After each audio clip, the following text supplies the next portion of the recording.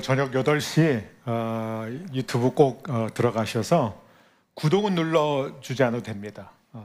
구독은 이미 하셨기 때문에. 그런데 꼭 좋아요. 그게 사이버 공간에서 우리가 이렇게 함께 공감하고 응원하고 지지하는 표현입니다. 그리고 좀 댓글도 달아주시고, 사실 저도 댓글을 달지 않았는데 저도 이제 가서 댓글을 달 것입니다. 너무나 그런 아름다운 따뜻한 이야기들을 우리가 함께 나눌 수 있는 것이 얼마나 큰 축복인지 모릅니다. 이제 긴 설 명절 연휴 잘 보내셨죠? 원래 휴가 기간이 길면 그만큼 피곤하다고 해요. 그래서 오늘은 조금 졸아도 핑계가 있습니다. 그죠? 더군다나 이제 다음 주부터 우리가 이제 갈라디아서 본문으로 들어가게 되는데, 오늘까지는 개론, 즉 우리가 본문에 들어가기 전에 그 갈라디아서 전체를 보는 큰 그림을 오늘까지 그립니다. 그래서 조금 평소보다는 조금 더 딱딱하고 약간 강의 같은 느낌을 받을 수 있는데, 이럴 때는 좀 이렇게 눈 감고 깊은 세계로 들어가도 괜찮지만 가능한 한 집중해 주시면 좋겠습니다. 여러분, 갈라디아서는 믿는 사람들에게 쓴 편지예요. 그래서 아직 이 기독교에 대해서 생소하거나 아니면 3주 만에 교회 나오신 분들이 계시면 오늘 이 내용이 무슨 얘기인지 아마 모르실 거예요. 잘. 그러면 집에 가셔서 지난주와 지지난주 내용을 꼭 보시면 오늘의 내용도 잘 이해가 될 거고, 이 큰 그림을 우리가 잘 그리고 갈라디아서 본문으로 들어가게 되면 정말 우리가 이 복음을 더 명확하게 깨닫게 될 줄 믿습니다. 우리 오늘 기도하고 말씀을 함께 나누겠습니다. 사랑의 주님, 우리는 오늘도 보이지 않는 하나님, 그 하나님을 만나기 위해 이 자리에 나왔습니다. 우리가 진리 앞으로 바짝 다가설 때 성령께서 여기에 있는 모든 분들의 마음, 온라인으로 예배하는 모든 분들의 마음을 만져주셔서 오직 하나님이 주시는 지혜와 지식으로 이 말씀이 깨달아질 뿐만 아니라 실제로 우리의 삶에 변화를 일으키는 하나님의 능력이 되게 하여 주옵소서. 예수님의 이름으로 기도합니다. 아멘. 오늘 전 여러분들과 함께 율법주의와 이 방종, 육체의 소욕에 대해서 함께 나누고자 합니다. 우리가 지난주에 함께 배운 것처럼 신앙생활이라는 것은 결국 우리가 높은 산 정상에서 좁은 길, 이 좁은 능선을 따라 걸어가는 것입니다. 그 길이 좁기 때문에 우리가 깨어있지 않으면 우리는 양쪽에 있는 그 낭떠러지 절벽으로 순식간에 미끄러질 수가 있습니다. 하나는 율법주의고 또 하나는 방종이라고 사도 바울은 갈라디아서에서 우리에게 말해주고 있습니다. 어느 성도가 한 목회자를 찾아가서 이렇게 얘기합니다. 목사님, 저는 그동안 매일 성경을 읽으려고 노력했고 또 매일 기도하려고 애를 썼고 예배도 빠지지 않으려고 굉장히 열심히 살았습니다. 그런데도 제 마음은 여전히 답답하고 너무나 무겁습니다.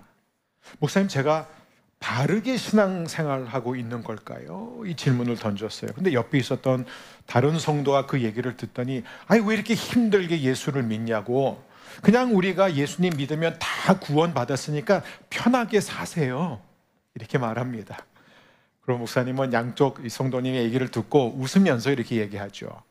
두 분의 그 갈등이 바로 2000년 전 갈라디아 교회 성도들 사이에 있었던 갈등과 똑같은 갈등입니다. 맞습니다, 여러분. 제가 한 예를 들었지만 모든 교회는 이런 두 부류의 사람들이 있죠. 내가 더 열심히 노력해서 하나님이 우리에게 시키시는 것들을 최선을 다해서 지키려고 합니다. 그러나 그렇게 할수록 여전히 마음은 답답하고 마음의 평안이 오지 않는 것을 경험하게 되죠. 그리고 또 한편으로는 그냥 어차피 예수님 믿으면 구원받은 거 확실하니까 그냥 우리가 자유롭게 편하게 살자, 이렇게 생각하는 분들도 제법 있습니다. 그래서 갈라디아서는 이 문제를 어떻게 해결하느냐, 그리고 우리에게 주는 진정한 자유란 무엇인가? 오늘 우리가 함께 먼저 율법주의의 위험과 이 방종의 위험을 함께 살펴보고자 합니다. 지금 이 표면적인 문제는 뭐라고 배웠죠? 할례라고 배웠습니다. 이 할례는 사실 그렇게 대단한 작업이 아닌데도 사도 바울이 마치 굉장히 사소한 것에 목숨을 거는 것처럼 맹렬하게 싸우고 있습니다. 할례는 절대로 안 됩니다. 할례 받으면 안 됩니다. 왜 바울이 이렇게 유대인들의 의식을 강력하게 반대하고 있을까요? 왜냐하면 할례라는 것은 이방 성도들이었던 갈라디아 성도들에게 율법주의에 빠져드는 첫 번째 고리였기 때문에 그런 거예요. 이들은 오직 믿음, 오직 은혜, 예수님을 믿는 그 믿음 하나로 하나님의 자녀가 되었고 구원을 받았습니다. 그런데 만일 이들이 할례를 선택하게 되면은 이것은 율법주의의 시작이 될 것이고, 그들은 결국 복음이 아닌 율법 전체를 지켜야 하는 엄청난 부담을 이제 안게 되는 것이에요. 그래서 사도 바울은 어떻게 해서든지 이 갈라디아 교회 이방인들이 할례 받는 것을 막으려 또 했던 것입니다. 근데 어떤 사람들은 아마 이렇게 질문할 거예요. 아니, 만일 사람들에게 율법을 가르치고 율법을 전하지 않으면 그 사람들 마음대로 살지 않을까요? 만일 우리가 율법 아래에 있지 않다고 가르친다면, 더 이상 율법의 규제를 받지 않는다고 가르친다면 사람들이 얼마나 더 자기 멋대로 살면서 방종하게 될까요? 그렇기 때문에 우리에게는 율법이 필요합니다. 우리에게는 규정이 필요합니다. 라고 말할 사람들이 굉장히 많이 있을 거예요. 그런데 갈라디아서는 뭐라고 가르칩니까? 여러분, 우리가 이렇게 많은 교단들이 있습니다. 안타깝게. 교단이 없으면 좋겠고 그냥 한 기독교만 있으면 좋겠지만 나라마다 다 다양한 교단들이 있죠. 그런데 예를 들어서 대한예수교 장로회 헌법, 기독교 대한감리회 교리와 장정, 한국 기독교 장로회의 헌법, 또 한국 성결교회 교리와 장정 등등 수많은 교단들마다 자신들의 교단별로 이제 헌법이나 장정이나 이런 법규들을 모아놓은 문서들이 다 있습니다. 한국 교회뿐만 아니라 전 세계 모든 교회들마다 다 이런 문서들이 있습니다. 근데 여러분, 이 문서들의 공통점이 무엇인지 아세요? 해마다 두꺼워지고 있다는 거예요. 얇아진 경우는 단 한 번도 없습니다. 그리고 한 교단의 헌법은, 이 문서는 원래 처음에 시작했을 때는 1.3cm였어요. 근데 현재는 10cm가 넘습니다. 매년 수많은 추가 규정들이 삽입되는 거예요. 왜 삽입될까요? 어떻게 해서든지 그 교단이 부흥을 이루기 위해서예요. 그런데 우리가 현실을 보게 되면은 규칙과 규율이 과연 부흥을 가져오느냐? 결코 그렇지 않다는 것을 우리는 알 수 있습니다. 왜냐하면은 그러면 이 헌법집이 두꺼워지면 두꺼워질수록 그러면 그 교단에 속해 있는 교회들은 다 부흥했어야 되는데, 오히려 지난 몇십 년의 기독교 역사를 보면은 그 반대라는 것을 우리는 금방 알 수 있습니다. 우리가 규정을 정하고 이것을 금하고 저것도 금하고 이렇게 하십시오 저렇게 하십시오 라고 많은 사람들에게 가르치는 것이 마치 그들에게 생명을 주는 것처럼 보일 수 있지만, 실상은 뭐예요? 우리의 생명을 앗아간다는 것입니다. 갈라디아서에 의하면 저와 여러분에게 진정한 생명을 주는 것은 하나인데, 그것이 바로 자유입니다. 그리고 하나님이 저와 여러분에게 풍성한 생명을 주시기 위해서 그래서 우리를 자유롭게 하셨다라고 사도 바울은 선언하고 있습니다. 그렇기 때문에 우리는 언제나 날카로운 눈으로 가지고 내가 율법주의에 빠지지는 않는지, 내가 이 방종, 즉 이 육신의 소욕, 육신의 정욕에 빠지지 않는지 우리는 항상 깨어 걸어가야 됩니다. 특별히 신앙을 가진 사람, 열심인 사람들에게 더 위험한 것은 육체의 소욕을 따르는 것보다 오히려 율법주의에 빠지는 것입니다. 사실 둘은 똑같은 거예요. 둘 다 노예 상태를 우리를 가두는 것입니다. 여러분, 우리가 율법주의에 빠져 있는지를 어떻게 알 수 있습니까? 율법주의에 빠진 사람들의 특징이 뭐냐면 굉장히 마음의 평안도 없어지고 딱딱해지고 굳어지고, 가장 큰 특징, 위선적이 된다는 거예요. 가장 율법을 중요시하고 철저히 지켰다고 자부했던 바리새인들과 사두개인들과 이 종교 지도자들을 향하여 예수님이 가장 많이 하신 책망이 뭔지 아세요? 이 외식하는 자들이요, 밖에서 먹는 그 외식이 아니라 위선으로 가득한 사람들. 여러분, 왜 율법을 강조하고 왜 율법주의에 빠지면은 위선이 가득할 수밖에 없는지 아세요? 왜냐하면 누구도 율법을 지키지 못하는데, 이 율법을 강조하는 사람들은 자기가 율법을 지키지 못하는 것, 율법을 어기는 것을 다른 사람들에게 보여줄 수가 없기 때문에 숨겨야 됩니다. 그렇기 때문에 제가 기도하는 것은, 하나님, 목사인 저부터 가면을 벗고 우리 허브의 모든 성도님들이 교회 올 때, 예배하러 올 때 가면, 종교의 가면을 벗을 수 있게 해달라는 거예요. 있는 모습 그대로 하나님께서 우리에게 주신 진정한 자유를 누리면서 우리가 이곳에서 마음껏 예배하고 찬양하고 그렇게 서로 사랑하는 그런 교회가 되었으면 좋겠습니다. 여러분, 이 율법주의와 이 방종의 위험성은 항상 우리 앞에 도사리고 있습니다. 얼마나 그 위험이 많은지 몰라요.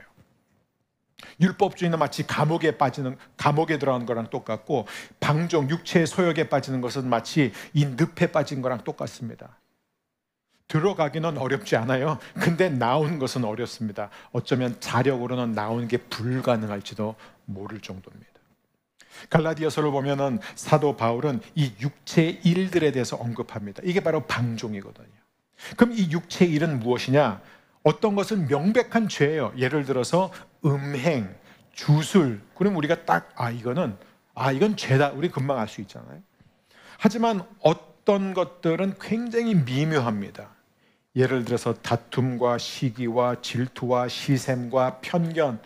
여러분, 이런 것들이요, 그 충만했던, 그 부흥을 한창 이루었던 초대교회 안에서도 늘 일어났던 게 시기와 다툼이었습니다. 갈등이었어요. 심지어 빌립보 교회 같은 경우는요, 그 정상급에 있는 두 지도자가 서로 싸우는 그런 장면이 있었고, 갈라디아 교회에서도 우리가 사도 바울과 베드로가 부딪히는 장면을 보게 되지 않습니까? 그렇기 때문에 우리가 믿는 사람이라고 해서 율법주의와 방종에서 면제되거나 안전한 순간은 오지 않습니다. 우리는 길을 가다 보면 계속해서 이 무서운 바나나 껍질과 같은 율법주의와 이 방종에 계속해서 우리 앞에 놓여 있다는 것을 우리가 기억해야 되나요? 그래서 사도 바울이 뭐라고, 그러면 우리는 어떻게 해야 됩니까? 이게 갈라디아서의 굉장히 중요한 질문입니다. 자, 우리는 어떻게 살아야 됩니까?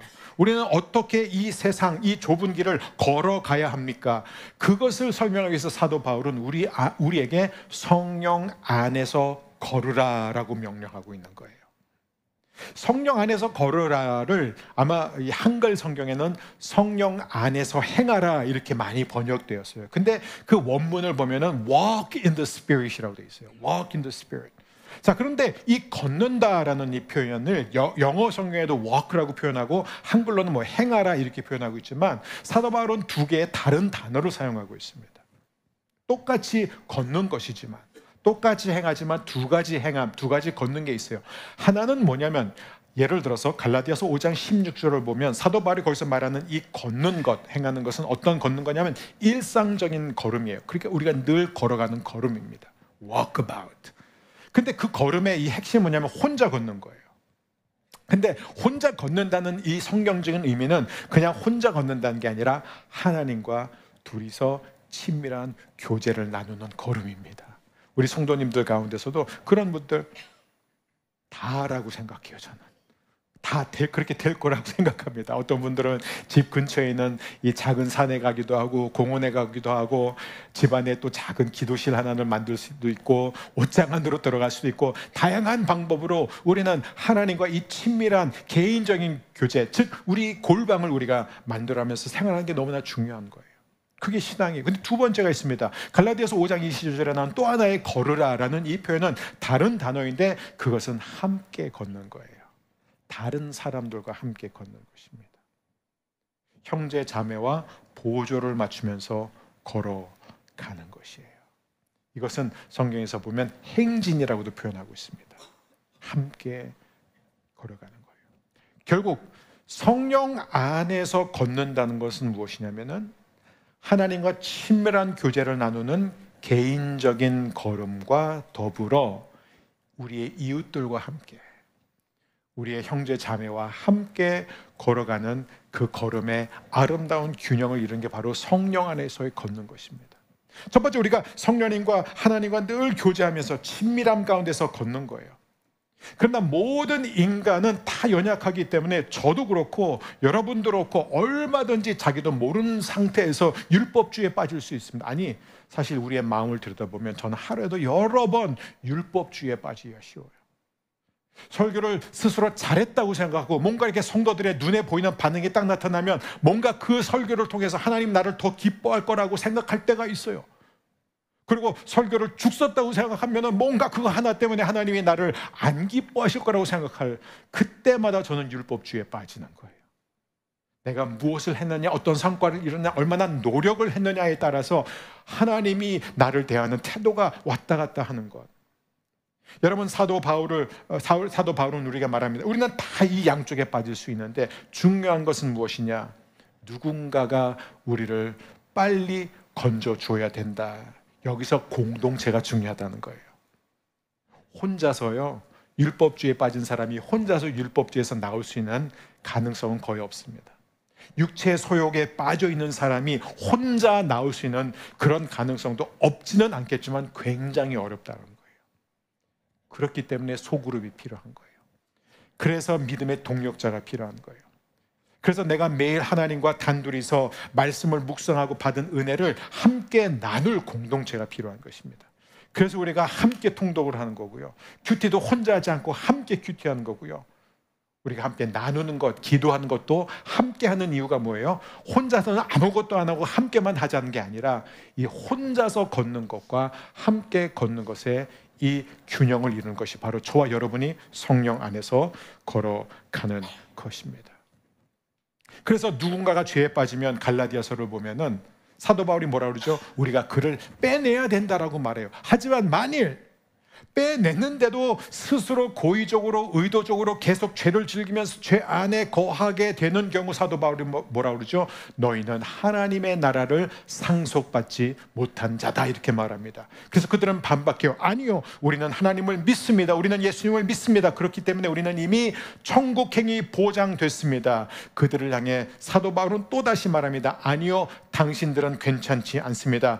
만일 당신들이 계속해서 의도적으로 고의적으로 죄를 즐기면서 죄 안에 거한다면 당신은 하나님의 나라를 상속받지 못할 것입니다. 왜 그럴까요? 왜냐하면 계속해서 죄를 즐기고 죄 가운데 머무는 사람의 특징이 뭐냐면 그들은 한 번도 복음을 믿은 적이 없는 사람들이기 때문에 그런 거예요. 근데 여러분, 우리에게는 기가 막힌 자유가 주어졌습니다. 우리가 지난주에 나누지 않았어요? 자유란 무엇인가? 우리는 자유하면 뭐예요? 내가 원하는 대로 내 마음대로 하는 게 자유라고 생각하잖아요. 그렇죠? 그런데 성경이 말하는 사도 바울을 통해서 우리가 배우는 자유는 무엇입니까? 하나님이 원하시는 대로 하는 것이 진짜 자유예요. 나를 향한 하나님의 부르심을 따를 수 있는 것, 나를 향한 하나님의 뜻을 이룰 수 있는 것이 진정한 자유입니다. 그러므로 진정한 자유는 죄를 지을 수 있는 자유가 아니라 죄를 짓지 않을 수 있는 자유예요. 진정한 자유는 모든 유혹에 대해서, 하나님이 기뻐하지 않는 모든 것에 대해서 노라고 말할 수 있는 거예요. 디도서를 보면 사도 바울이 그런 말을 합니다. 디도에게 우리는 모든 죄, 모든 유혹에 대해서 아니요라고 말할 수 있는 자유를 누린 사람들이다. 이게 바로 진정한 자유입니다. 저는 우리 허브의 모든 성도님들이 갈라디아서를 매주 배울수록 이 복음이 우리에게 주는 그 자유를 누릴 수 있게 되기를 축복합니다. 근데 여기서 이제 중요한 것이 바로 성령의 열매예요. 그게 바로 이제 5장에서 정점을 찍습니다. 우리가 5장에 가면 우리가 더 자세히 배우게 되겠지만 성령의 열매에 대해서 우리가 먼저 큰 그림을 그려야 하는 게 있어요. 그게 뭐냐면, 여러분, 이제 사도 바울이 계속 얘기하는 게 뭐냐면 우리는 다 율법주의에 빠지기도 하고 우리는 다 이 방종, 육체 소욕에 빠지기도 해요. 근데 중요한 건 뭐냐면 빠졌느냐 안 빠졌느냐가 중요한 게 아니라 빠졌을 때 바로 나올 수 있느냐 이거예요. 바로 회복할 수 있느냐. 그렇기 때문에 우리에게는 너무나 중요한 게 바로 하나님과의 관계와 이웃과의 관계라는 것이에요. 그래서 성령의 9가지 열매를 소개하고 있습니다. 사랑과 희락과 화평, 오래 참은 자비, 양성, 충성, 온유, 절제.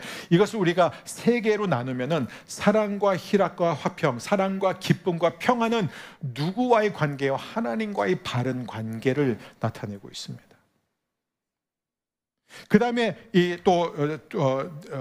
네 번째에서 6번째는 뭐를 나타냈냐면 바로 사람과 사람과의 관계예요. 이웃과의 관계입니다. 그래서 오래 참음, 인내, 그리고 친절, 그리고 선함. 이게 바로 이 4번째에서 6번째 열매예요. 그리고 이 마지막 3개는 뭐냐면 충성이라고 되어 있는데 이게 신실함을 가리킵니다. 온유, 그 다음에 절제, self-control. 이건 뭐예요? 자신과의 관계를 가리키고 있습니다. 즉 물론 성령의 열매가 이 9가지가 전부가 아니라는 거예요. 굉장히 많이 있지만 지금 이 갈라디아 교회의 상황 속에서 그들에게 지금 반드시 필요한 게 무엇이냐면 이 9가지 열매인데, 첫 번째는 뭐냐면 그들이 하나님과 바른 관계를 맺어야 된다는 거예요. 그리고 하나님과 바른 관계를 맺을 때 비로소 그들은 이웃과 바른 관계를 맺을 수 있고, 이웃과 바른 관계를 맺은 사람은 자신과도 화평할 수 있는 사람입니다. 근데 여기서 중요한 게 뭐냐면 이 9가지 열매를 우리가 꼭 조심해야 되는 게 이 열매가 복수가 아니라 단수라는 거예요. 사도 바울은 심려를 기울여서 이게 단수라는 것을 강조하고 있습니다. 즉 성령의 열매들 가운데 이 9개의 열매들을 나열한 게 아니라 한 열매밖에 없어요. 성령님이 맺는 열매는 하나예요. 근데 그 하나의 열매 가운데 여러 가지 맛이 있다는 거예요. 9가지 맛으로 나타난다는 것입니다. 제가 먹어본 적도 없고 본 적도 없어요. 근데 제가 들어본 바에 의하면 이 주쟁의 지역에 보면은 미스테리오 딜리셔수스라는 과일이 있대요. 그러니까 진짜 미스테리해요. 어떻게? 근데 그 과일이 뭐냐면 딱 한 입을 먹을 때는 오렌지 맛이래요. 근데 2번째 입을 먹으면 레몬 맛이 난대요. 그리고 3번째 입을 이렇게 한번 뵐 때는 사과 맛이 난대요. 그게 무슨 얘기냐면 이 과일을 먹을 때마다 다른 맛을 낸다는 거예요. 정말 먹어보고 싶습니다. 그런데 만일 이런 과일이 진짜로 존재한다면, 제가 직접 본 적은 없기 때문에, 근데 성령의 열매라는 게 그런 거예요. 분명히 열매는 하나예요. 근데 맛이 너무나 다르다는 거예요. 그래서 우리가 왜 이게 중요하냐면 나중에 5장을 배울 때 우리가 더 자세히 배우게 되겠지만, 여러분 우리가 볼 때 잠깐만, 저분은 교회를 굉장히 오래 다녔고 신앙이 되게 좋은 것 같은데, 아니 교회를 다니지 않는 사람보다도 인내심이 없네. 여러분 그런 분들 많이 보셨나요? 저분은 분명히 굉장히 교회를, 하나님을 되게 열심히 했고 막 하나님을 굉장히 사랑한 것 같은데, 근데 하나님을 모르는 분보다 저분이 더 기쁨이 없네. 더 평안이 없고 전혀 온유하지 않은데, 여러분 믿지 않는 사람, 하나님을 모르는 사람도요 이 9가지 열매 가운데 몇 가지를 가지고 있을 수 있습니다. 그런데 여러분 우리가 주의해야 되는 게 뭐냐면 그것은 열매가, 성령의 열매가 아니라는 거예요. 그 사람의 기질이에요. 그 사람의 성향이라는 것입니다. 이 성령의 열매는 하나이지만 9가지 맛을 가지고 있다라는 이 사도 바울의 얘기는 성령의 열매는 이 9가지를 동시에 나타낸다는 거예요. 그게 진짜 성령의 열매입니다. 그건 우리의 힘으로 할 수 없어요. 우리의 기질로 되는 게 아니고 우리의 노력으로 되지 않습니다. 어떻게 이 9가지가 다 나올 수 있어요? 예를 들어서 한 성도님이 아픈 사람을 위로해 주러 병원에 갑니다. 그가 이 아픈 사람들을 찾아간 것 자체가 사랑을 나타내는 거예요. 그죠? 그리고 병실에 가서 그 아픈 사람, 그 환자에게 격려를 해주고 그게 기쁨을 주는 행동이에요. 그리고 동시에 그에게 하나님의 말씀을 전하면서, 하나님의 약속을 전하면서 그에게 하나님의 평안을 전합니다. 이게 사랑과 희락과 화평이라는 것이에요. 그런데 그가 거기에서 그냥 딱 자기가 전할 말 전하고 딱 오는 게 아니라 앉아서 그 아픈 분의 그 이야기를 인내심 있게 참을성 있게 들어줍니다. 그리고 그에게 친절을 베풀어요. 그에게 찾아갈 때 물론 병원의 규정이 어긋나면 안 되겠지만 먹을 것을 사가든지 뭐를 필요한 뭔가를 사가지고 가는 것이 바로 친절이라는 거예요. 또 선함은 무엇입니까? 여기서 말하는 것은 바로 그를 간병하는 가족을 배려하고 어떻게 하면 내가 그 가족을 도울 수 있을까를 생각하는 거예요. 또 동시에 신실함이 있습니다. 나는 이제 한 번 갔으니까 됐다라가 아니라 계속해서 그를 위해서 기도하고 또 하나님께서 마음을 감동을 주신다면 또 다시 찾아가서 또 그를 위로하는 거예요. 이게 신실함이에요. 그 다음에 온유함이 있습니다. 이 온유함이란 게 뭐냐면 우리가 병원에 갈 때, 장례식에 갈 때는 분명히 그때 코로나 기간에 굉장한 규정들이 있었습니다. 제가 한 번은 꼭 기도해달라고 그래서 제가 이제 큰 대학병원에 갔어요. 근데 그 병원의 규정이 뭐냐면 코로나 기간 동안에 예배를 드리지 말라고 써 있었습니다. 그래서 안타깝지만 병원 규정을 지켜야 하기 때문에, 그리고 그때 면회 시간이 제가 기억하기로 3분인가 4분이었어요. 코로나가 한창일 때였습니다. 그래서 제가 가서 조용한 소리로 귀에 대고 기도해드리고 왔어요. 그러고 나오는데 옆방에서 찬송가를 부르더라고요. 몇 분들이 와 찬송가를 불러요. 그게 바로 성령님이 주시는 담대함일까요? 근데 제가 이제 그러고 있는데 이 간호사들이 막 달려와가지고 나오시라고, 안 된다고, 예배드리면 안 된다고, 지금은 찬송가 부르게 하면 안 된다고 그랬더니 이분들이 이제 나오시면서 제가 너무 놀랐는데 뭐라냐면 우리가 지금 마귀의 공격을 받은 거라고 하는 거예요. 그럼 그 간호사가 마귀입니까? 그러니까 이런 부분이에요. 온유한다는 것은 뭐냐면 규정을 지키는 거예요. 그 다음에 이 절제는 무엇입니까? 모든 상황 속에서 자신의 감정을 절제하고 다스리는 능력입니다. 근데 어떤 사람은 굉장히 자기의 감정을 잘 다스려요. 그런데 전혀 사랑이 없어요. 이건 성령의 열매가 아니에요. 그건 자기 기질이지. 성령의 열매는 이 9가지가 다 동시다발적으로 나타나는 게 바로 성령의 열매입니다. 주님, 우리 허브교회 모든 성도님들 안에 오늘도 성령의 열매가 맺어지게 하여 주옵소서. 이건 우리의 힘으로 되지 않아요. 이건 우리의 노력으로 되는 것이 아닙니다. 성령님이 하시는 것입니다. 어떻게 해요? 우리가 그 성령님의 길, 성령의 인도를 계속해서 따라가다 보면 이런 놀라운 변화가 일어난다는 것입니다. 여러분, 우리가 늘 이걸 기억해야 돼요. 그 다음에 이제 성령 안에서 걷는 삶이 무엇인가 제가 나눴잖아요. 그것은 바로 하나님을 바라보며 하나님과 친밀한 교제를 나누고 이웃과 보조를 맞추며 함께 걸어가는 삶, 이것이 바로 진정한 자유의 길이라고 사도 바울은 여전히 우리에게 계속해서 강조하고 있습니다. 근데 여러분, 오늘 말씀 갈라디아서 본문 다음 주부터 들어갈 텐데 우리가 꼭 기억해야 되는 건 율법주의와 방종은 저와 여러분 안에 지금 그대로 남아있다는 거예요. 우리는 한순간도 율법주의와 육체의 소욕에서 벗어나는 때가 오지 않습니다. 우리가 육신을 입고 사는 동안에 계속해서 육신의 소욕 안에는 율법주의도 들어갑니다. 그리고 성령의 소욕이 우리 안에서 계속해서 싸우고 있습니다. 과연 우리 안에 율법주의가 있는지 없는지 어떻게 알 수 있느냐?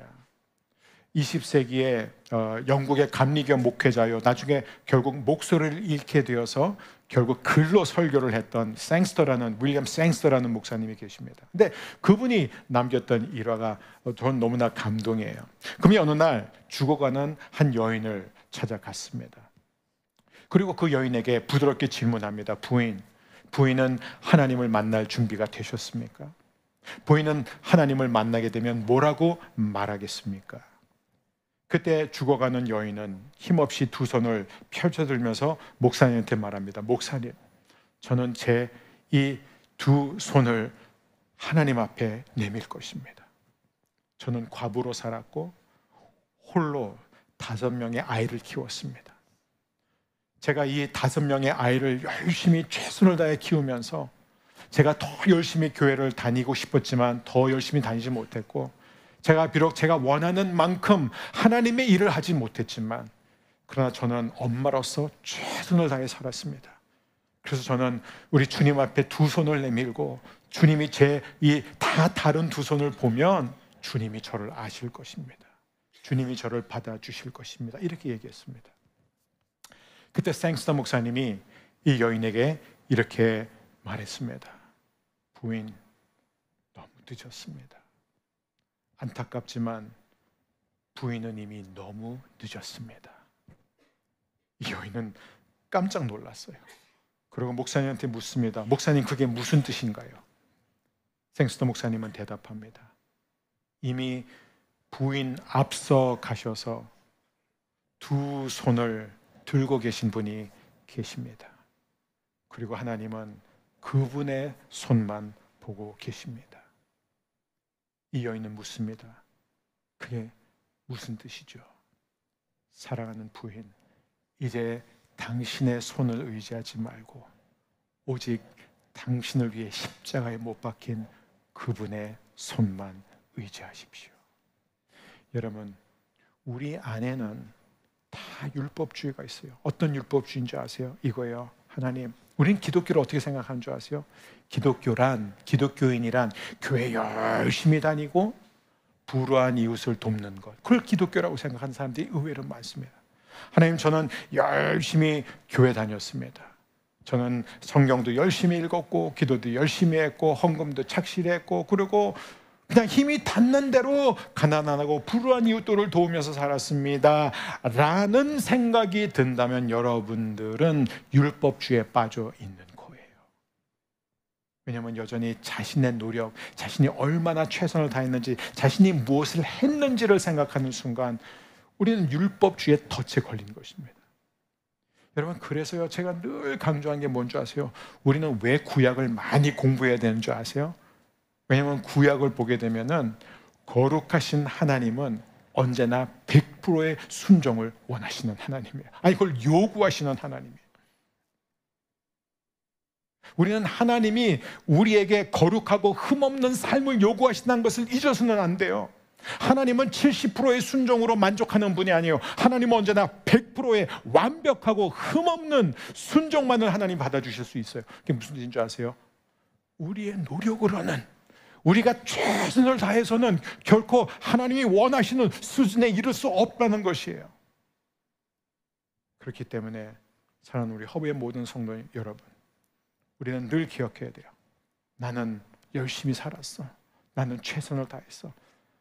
나는 정말 하나님을 위해서 노력했어. 그러니까 하나님이 나를 받아주실 거야. 이런 생각은 버리게 되기를 바랍니다. 특히 가장 위험한 사람이 누군 줄 아세요? 나는 착한 사람이야. 나는 괜찮은 사람이야. 나는 도덕적인 사람이야. 그래서 나는 천국에 들어갈 수 있어. 그런 사람들이 천국에 들어가면 천국은 더 이상 천국이 아닐 거예요. 저는 그런 천국에 들어가고 싶지 않아요. 자기가 착하고 자기가 법 없이도 살 수 있고 자기가 누구보다도 도덕적으로 살았다는 그런 사람들하고는 저는 같이 살고 싶지 않습니다. 사랑하는 여러분, 교회 안에서 허락되는, 교회 안에서 하나님이 인정하시는 규정은 딱 4가지라고 저는 생각해요. 그것은 뭐예요? 다른 어떤 것도 하나님으로부터 온 것이 아니라고 생각합니다. 하나님으로부터 온 것은 딱 4가지요. 첫 번째, 회개예요. 교회 안에서 우리가 늘 예배를 드릴 때마다 항상 해야 되는 게 뭐예요? 깊은 회개입니다. 그리고 우리가 교회 자리, 예배 자리에 나와서만 회개하는 게 아니라 우리 개인의 삶 속에서 날마다 우리는 깊은 회개를 이루어야 됩니다. 자신을 돌아보는 거예요. 우리가 나라와 민족을 위해서 기도할 때도 저는 그렇게 기도해요. 하나님, 대통령을 비롯한 모든 국가 지도자들이 깊은 회개를 할 수 있게 해달라는 거예요. 그 어떤 것보다도 먼저 자신의 죄를 하나님 앞에서 보게 해달라는 것입니다. 근데 이것이 단지 위정자들 뿐만 아니라 우리 모두가 그래요. 한국 교회가 회개해야 됩니다라고 말하기 전에 정말 우리 자신부터 철저하게 하나님 앞에서 회개해야 되는 거예요. 우리는 늘 날마다 회개해야 됩니다. 그게 성경의 첫 번째 명령이에요. 두 번째는 무엇입니까? 믿는 것이에요. 회개하고 믿으라라고 말하고 있습니다. 누구를 믿는 거예요? 예수 그리스도를 믿는 거예요. 복음을 믿는 것입니다. 우리는 그 믿음을 계속해서 이어가야 돼요. 요한복음을 보면 그 믿음이 한 번도 명사로 나오지 않습니다. 항상 동사로 나와요. 왜요? 계속해서 믿어야 하기 때문에 그렇습니다. 우리는 날마다 하나님의 말씀을 듣고 그 말씀을 믿어야 합니다. 왜냐하면 그 믿음을 통해서 우리는 점점 더 하나님의 사람으로 변할 수가 있는 거예요. 세 번째는 무엇일까요? 세례예요. 예수님의 지상명령에 나와 있습니다. 우리는 모든 사람들에게 복음을 전하면서 그들로 하여금 세례를 받게 해야 됩니다. 그리고 네 번째, 마지막 중요한 것은 무엇이에요? 성령의 충만함을 받는 것입니다. 교회는 어떤 곳이에요? 하나님의 영이 거하시는 곳입니다. 하나님이 다스리는 곳이에요. 그래서 우리는 말씀을 듣기 전에 언제나 말씀의 영이신 성령께서 먼저 우리의 마음에 임하시도록 기도해야 됩니다. 그 말씀이 그냥 들려오는 그냥 뭐 감동적이나 유익한 얘기가 아니라, 정보가 아니라 정말 그 말씀이 우리의 혼과 영과 관절과 골수를 찔러 쪼개며 우리의 삶을 이 안에서부터 변화시키는 하나님의 능력이 될 수 있도록 우리는 날마다 성령의 충만함을 받아야 됩니다. 따라서 교회 안에 당신은 이것을 해야 됩니다, 저것을 해야 됩니다, 이런 조건을 충족해야 됩니다, 이것도 이수해야 됩니다, 반드시 이런 일에 헌신해야 됩니다, 아니면 이건 해야 하면 안 되고 이건 해야 되고, 그리고 교회의 지도력을 받아들여야 합니다. 이런 모든 것들은 교회의 내부 규정인데 그것은 본질이 아니에요. 하나도 본질인 것은 없습니다. 본질은 오직 네 가지예요. 저는 우리 허브의 모든 성도님들이 날마다 하나님 앞에 회개하게 되기를 축복합니다. 날마다 하나님의 말씀을 듣고 그 말씀을 믿게 되기를 바랍니다. 그리고 우리는 많은 사람들에게 복음을 전해서 그들로 세례를 받게 하기를 원합니다. 그리고 가장 중요한 것, 저와 여러분이 날마다 성령의 충만함을 받아 성령님의 인도하심을 받을 때 바로 거기에 저와 여러분이 진정한 자유를 누리는 길이 있습니다. 여러분 기억하십시오. 방종도 우리 주위에 있고 율법주의도 우리 앞에 있습니다. 하지만 우리가 늘 기억해야 되는 것은 무엇이냐? 자유가 우리에게 주어졌다는 것입니다. 우리는 좁은 길을 가지만 그 좁은 길을 혼자 가는 것이 아니라 다른 사람들과 함께, 믿음의 동역자들과 함께 갑니다. 함께 가기 때문에 한 사람이 미끄러져도 그 사람들이 함께 힘을 합쳐요 그 사람을 다시 끄집어낼 수가 있습니다. 바로 하나님이 주시는 이 성령 안에서의 진정한 자유를 날마다 누리는 저와 여러분이 되시기를 주의 이름으로 축복합니다. 우리 시간에 일어서실 수 있는 분은 함께 자리에서 일어나셔서 오늘 주신 말씀 의지하여 기도했으면 좋겠습니다. 하나님 아버지, 과연 저는 율법주의에 빠져 있습니까? 아니면 방종에 빠져 있습니까? 아버지, 내가 이렇게 노력을 했기 때문에 하나님이 저를 받아주실 줄 믿습니다. 그런 생각이 든다면 하나님, 그 율법주의에서 저를 건져 주시옵소서. 반면 나는 이미 예수님을 믿기 때문에 내가 좀 죄를 져도, 좀 죄를 많이 져도, 죄를 반복적으로 져도 그래도 하늘나라에서 내가 받을 상급이 조금은 깎일 수는 있어도 나는 그래도 구원은 확실히 받았다, 이런 방종에 빠져 있지는 않습니까? 하나님 아버지, 이 시간에 오직 참된 자유인 예수 그리스도를 바라봅니다. 우리 가운데 그 누구도 자신의 손을 보지 않게 하여 주시옵소서. 우리를 위하여 십자가에 못 박힌 오직 예수 그리스도의 손을 바라봅니다. 하나님, 모든 얼매기 쉬운 것들로부터 우리를 자유하게 하여 주시옵소서. 성령님, 오늘도 말씀으로 우리에게 임하여 주시고 말씀으로 우리를 다스려 주셔서 우리 모두가 성령님 안에서 하나님과 친밀한 교제를 회복하게 하여 주옵소서. 우리 사랑하는 믿음의 동역자, 우리 사랑하는 형제자매와 함께 보조를 맞추며 걸어가는 성도가 되기를 원합니다. 그리고 우리가 복음이 주는 그 참된 자유를 우리 자신만 누리는 것이 아니라 우리 주위에 있는 모든 사람들에게 알릴 수 있는 축복의 통로 되게 하여 주옵소서. 이 시간에 우리가 함께 기도하기를 원합니다. 기도하겠습니다. 하나님 아버지,